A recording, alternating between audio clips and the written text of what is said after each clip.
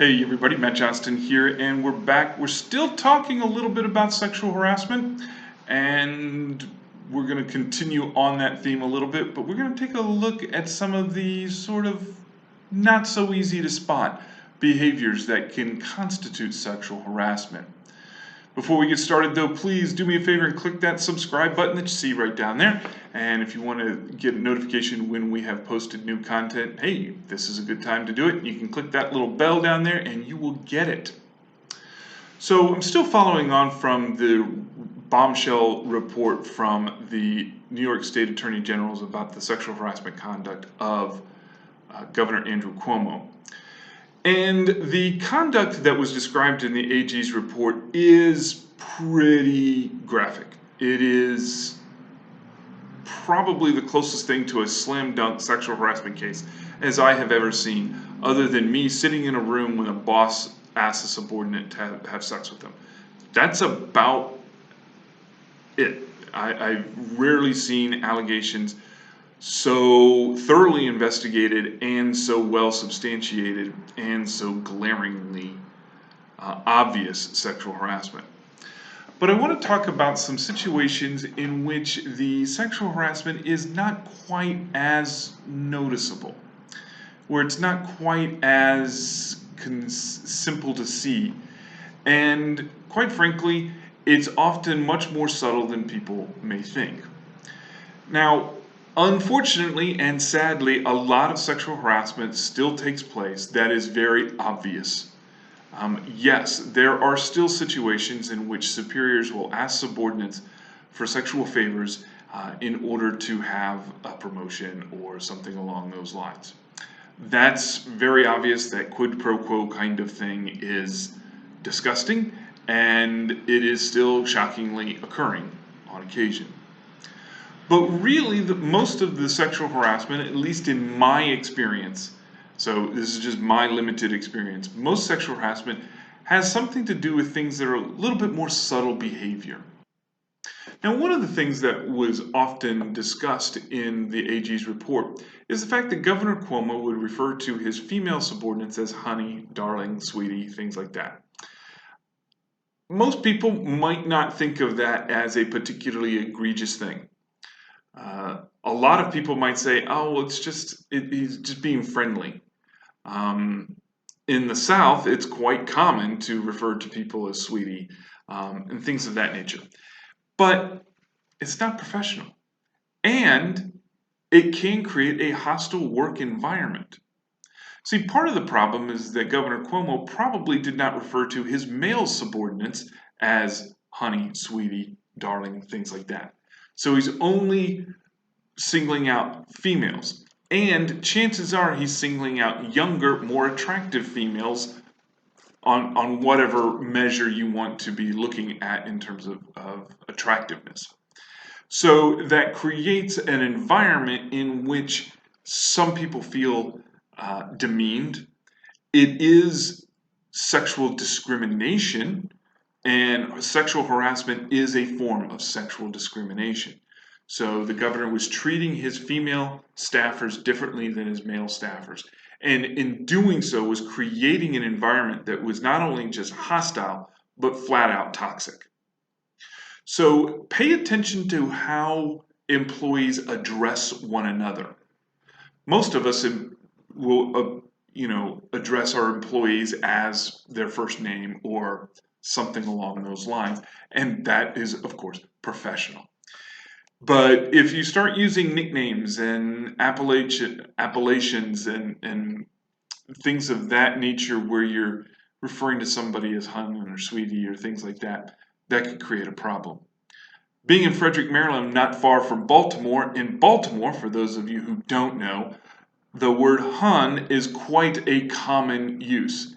And you might be at a bar and the bartender might refer to you as, hey, what can I get you, hun?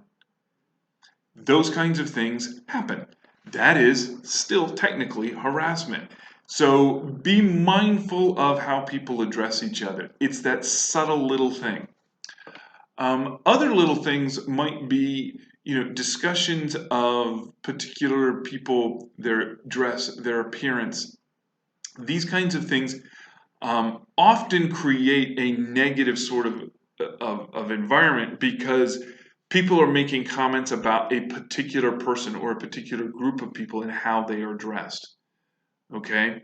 It has become pretty normal and common for workplaces to be fairly casual in their dress. Jeans are common, shorts are common in some places, different tops and shirts and things like this, some of which can be somewhat revealing, some of which are quite tight. And conversations about somebody's dress, about their appearance, can create this kind of subtle discriminatory, this subtle harassment that takes place in the workplace. And because oftentimes it is the clothing of a group of people, whether they're male or female, whether they are straight or gay. It's the combination of these factors and the content of the words and the phrases and the descriptions that are used that can create this problem of separating out a group of employees and treating them differently. So as I said a little bit earlier, sexual harassment is a form of sexual discrimination. Comments about behavior, comments about appearance, comments about dress, particularly when you are segmenting out a portion of the workplace population of the staff, those kinds of questions can create a problem. Also, making comments about customers and their appearance can also create a hostile workplace environment. So we need to be mindful of how people are discussing their coworkers, how they're discussing the appearance, the activities, the dress of their coworkers, the words and phrases that are being used. It's a subtle sort of thing. I've said many times before when dealing with sexual harassment that culture is what matters more than anything else. I can write the most beautiful, eloquent, legally correct, highly descriptive, very functional policy, and it's not going to matter one whit if the culture permits this kind of activity that I've talked about, these discriminations. So yes, we should be on the lookout for the overt forms of sexual harassment and sexual discrimination, things like that. We should be alert and we should be quick to manage those things. But managers and business owners, you need to also be looking at what are the subtle things.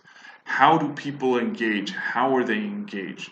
If you start to see groups of people being segmented off, being talked about differently than everybody else in the team, that's a situation that you need to be on your best guard to make sure it doesn't become a bigger problem down the road.